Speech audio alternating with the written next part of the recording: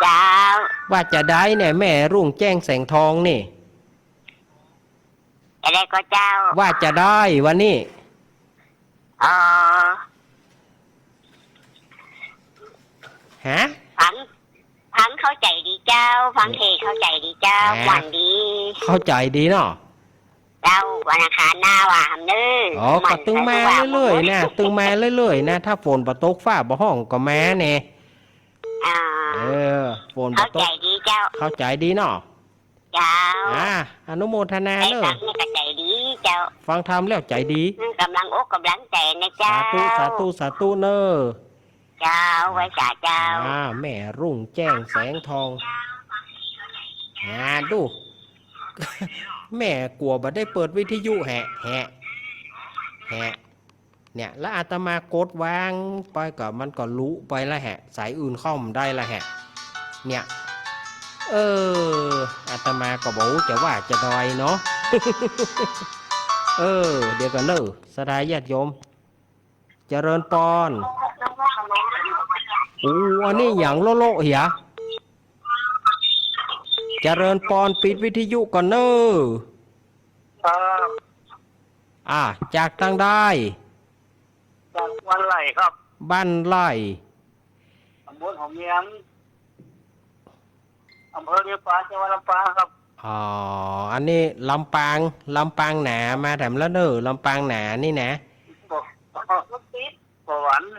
ป่อหวานครับป่อหวานป่อหวานจื่อป่อมันยุ่ง ป่อยุ่งจื่อป่อมันยุ่งป่อว่าจะได้เข้าใจดีบุคคลเขาเนาะฟังแล้วเข้าใจเนาะพอดีมีคนมาเล่าฟังนะม่วนดีนะม่วนดีนะกะจะเอามาเรื่อยๆกันเนาะไปเกี่ยวกับที่เขารับวัดลงไปเดี๋ยวเขารับเรื่องของขอบคุณเนอะป้อเนอะครับกำลังใจขอบคุณเนอะนโมทนาเนอะครับขอบคุณเนอะป้อหวานว่าเล่นป้อหวานเอาม่วนมาได้เอาแหมละเจอกันเนอะเนี่ยแล้วโยมอาตมากดฟังแล้วก็สายมันลุไปหมดสถาญาติโยมบอกค่อยเข้าใจอาตมาเนาะช่วยอาตมาหน่อยสิโยม เจริญปอนครับผมตะกี้เอามาใหม่แต่เดี๋ยวนี้ชัดเจนละครับตะกี้พระเอาอ่านน้ำสกุลไข่งูนำมาสมชายนามสกุลสมชายครับผมสมชายบาใจคือเปิ้นเขียนเป็นมันเป็นสมชายแต่บาใจสมชายนะคือนามสกุลของเปิ้นแต่น่ะก็คือสมชายเปิ้นเขียนมาอย่างอี้เนาะครับบาใจว่ามันผิดที่เฮามันที่เปิ้นเขียนมามันเปิ้นเขียนมาอย่างอี้เฮาก็อ่านไปอย่างอี้เนาะฮะเขาก็ต้องอ่านมาสมชายกับเขาถ่าก็ถูกแต่ว่าไอเดิมของเปิ้นมันเป็นต้นเดิมของเปิ้นมาเขียนไปอย่างนั้นเนาะเขาใจอันซอโซเนาะก็ได้เหมือนกันซอโซเขามาอ่านไปชอช้างขอบคุณเนอะนะครับฮะรับฟังอยู่แล้วป่ะวันนี้พระผู้สวัสดิ์จะเปิดสายก่อนเนี่ยบาใจก็เปิ้นมาล้นเปิ้นมาใส่เข้ามาเนาะเขาก็ว่าเขาก็ได้จะเอามาเล่านิทานก่อนเปิ้นซ่อมมาเหี่ยก่อนอีกอะมันอย่างนี้ครับบางคนมันปวดปัดดันอย่างน่ากันเนาะก็นี่พระเอาก่อนลอง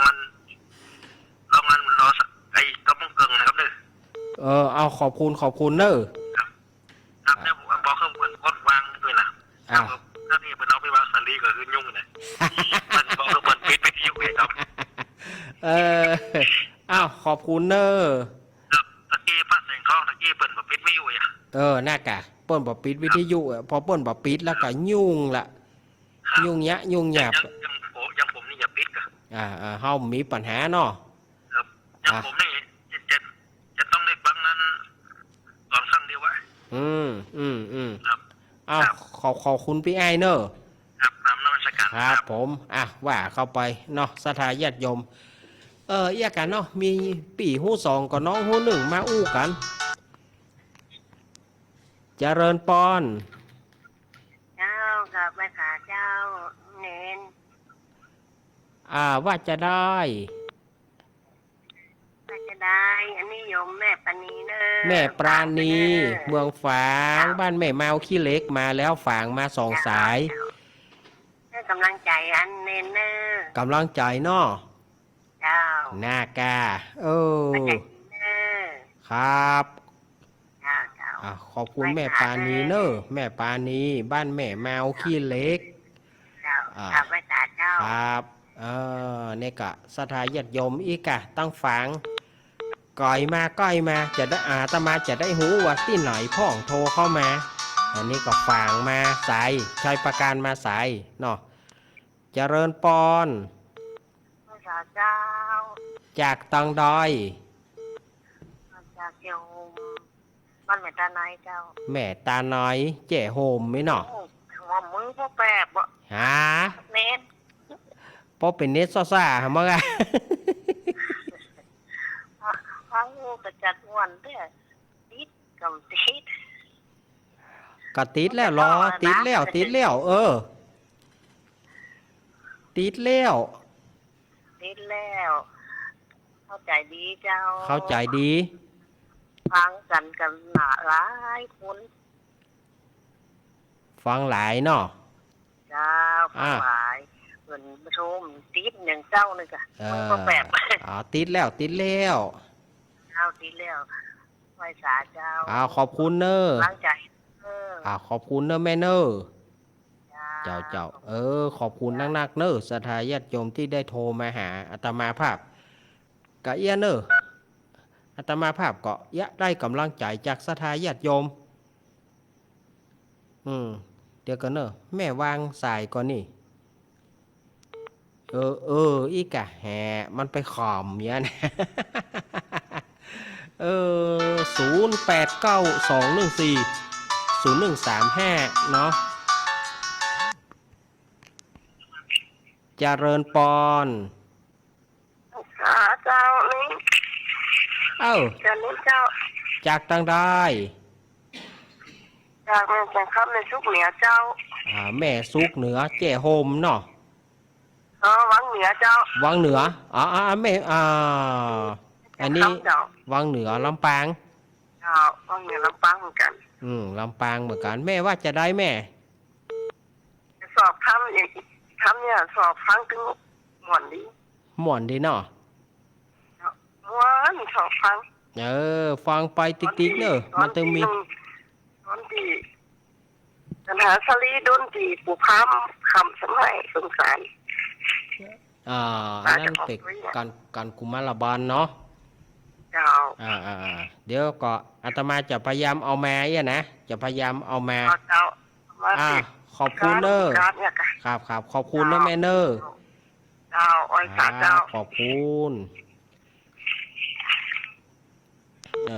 แม่เฮือนแสนต่อเนอะหายแซบนะแม่เฮือนบ้านแสนต่อนี่นะหายแซบไปเมินเนอะแล้วก็สถานญาติโยมตั้ง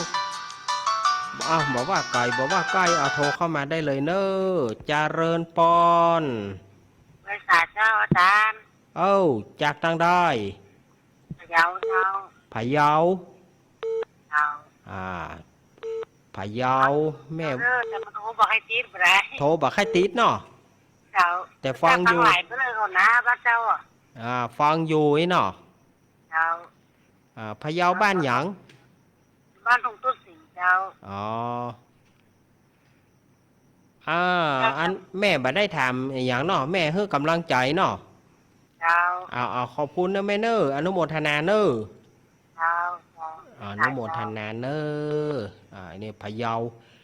ามากันนักละสาญาติโยมพะเยาเริ่มมากันละอีกาเนาะให้กำลังใจกันพ่องสุมาเนอะแม่กดวางให้จิมมีทางใดเหรอสุมาเด้อญาติโยมเฮ้ยลุหำละ เออสถาญาติโยมเปิ้นบักโกดวางสายนี่แน่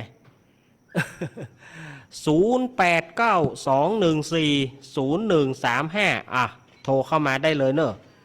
สถาญาติโยมที่ว่างตะกี้นะเอาว่างแล้วเนอะว่างแล้วเหลือ14นาทีสถาญาติโยมไม่ไหนเหรอเข้ามาเลยที่มันว่างในช่วงที่มันว่างนี่0892140135